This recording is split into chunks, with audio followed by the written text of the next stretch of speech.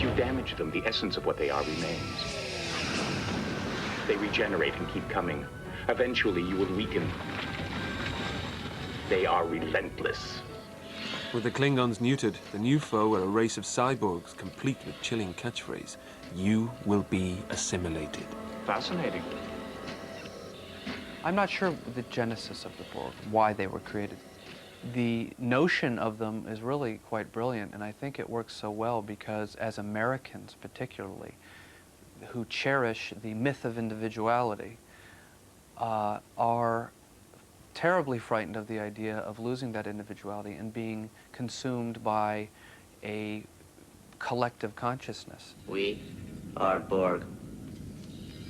You will be assimilated. The word dependent in America, of course, is like an obscenity. But in fact, many, if not most cultures on this planet are very codependent or interdependent. For instance, a culture like Japan. But to Americans, it's the pits. And the Borg work, I think, very well on that level.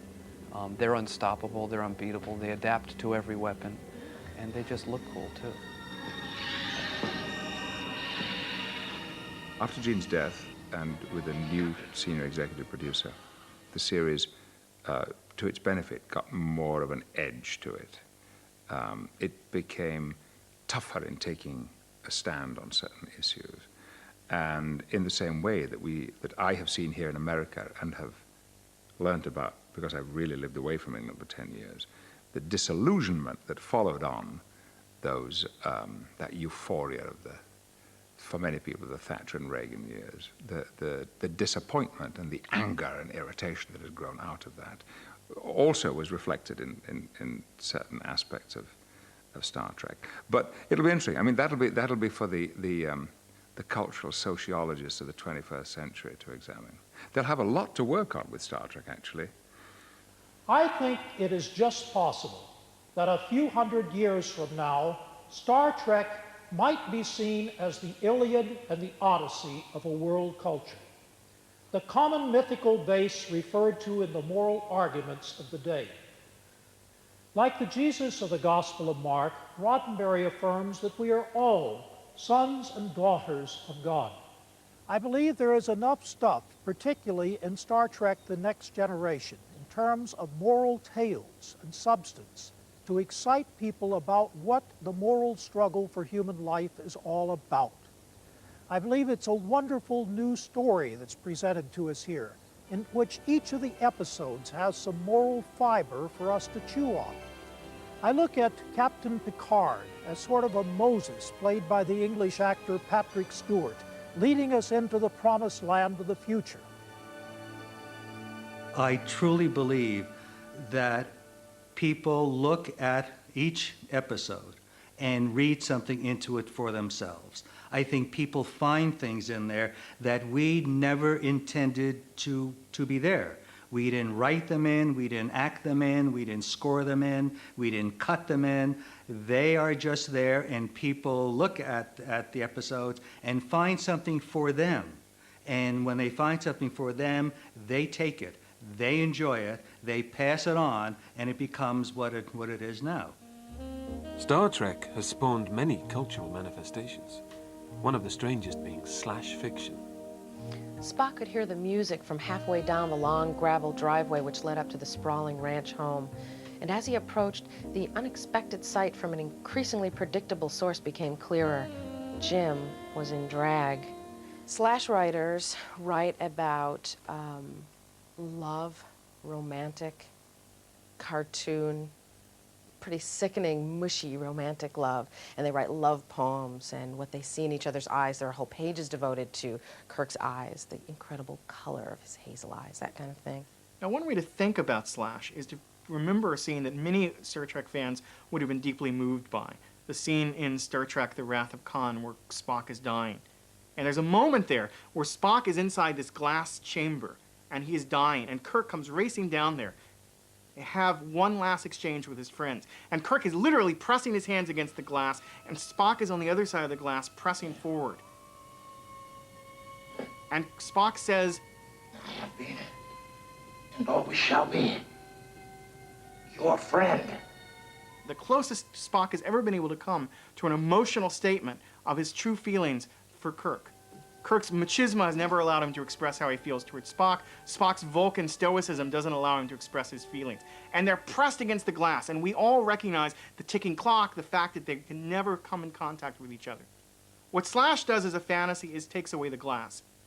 The ensemble was garish even to Spock, who had seen much in his time, but the yards of swirling rainbow crepe, accompanied by the grinding rhythm Jim called neo-disco, was simply more than the travel and shock-weary Spock could handle. If you can put Kirk in drag, or if you can show him in a disempowered position just for a few minutes where Spock's the one in control, there is some pleasure in that because Kirk is just so incredibly offensive.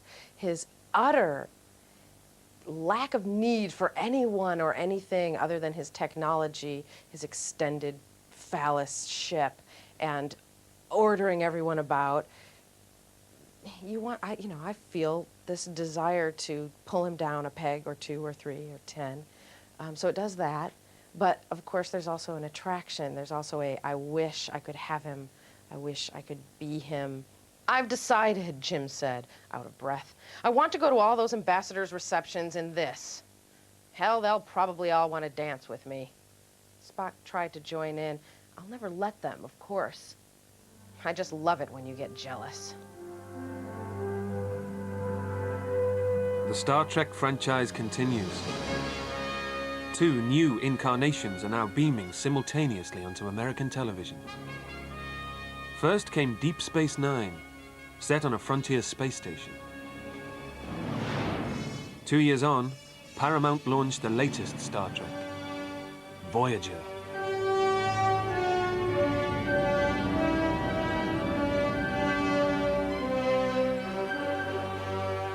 I have no doubt that its popularity will diminish at some point. Perhaps it's already diminishing. I don't know. I'm much too immersed in it.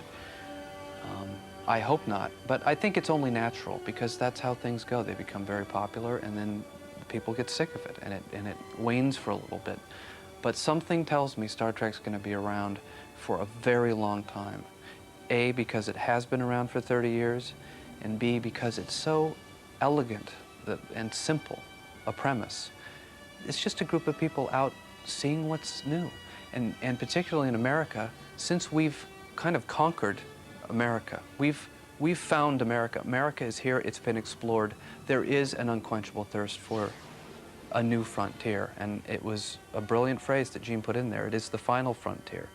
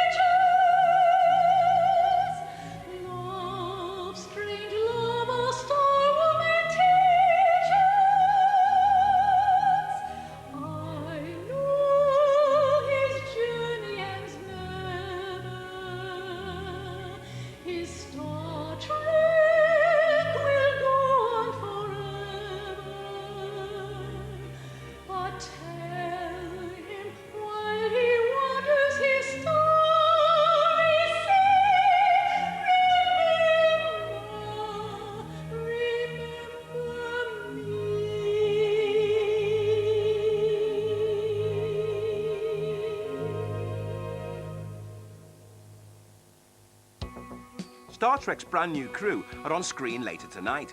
This time there's a woman